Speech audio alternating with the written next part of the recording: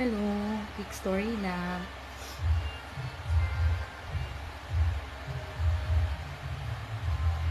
Ayan yung anak ko. Nagising na. Hello. Hello. Dodong. Hello. Quick chika lang. So, earlier today, may nakita akong notification sa Facebook. An invite to sign up for content monetization tool.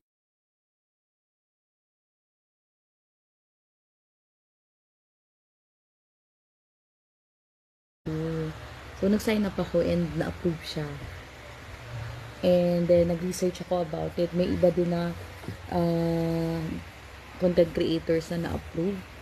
Yung iba naman na may 5K, 10K followers na nag-antay pa rin sila ma-invite for content monetization tool. Kasi hindi siya ina-apply. Parang invite only siya. So, hindi ko alam kung ano yung criteria ni Facebook or ni Meta for it. Kasi yung followers ko parang less than 3K lang.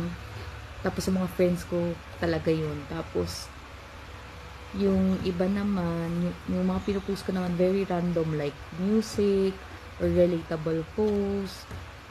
Tapos yung mga luto-luto, travel, coffee, yung photos and videos ni Lucas, yung mga milestones niya. So sharing it for core memories para after 1 year or 2 years or 5 years, ipapakita or remind ni Facebook na ito yung memories mo 3 years ago. So, ayun. Yung anak ko naglilikot. So, you will see me sharing frequently mga random posts about motherhood. Oh, yes po. You're playing with mommy? You want to play with mommy? Yes. Opo.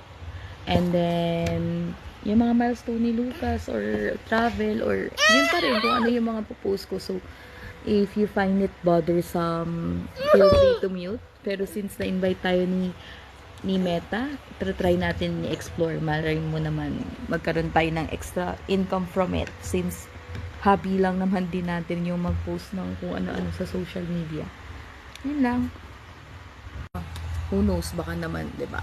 Tayo na ang mamigay ng iPhone next time. Charot. Joke lang. Ayun.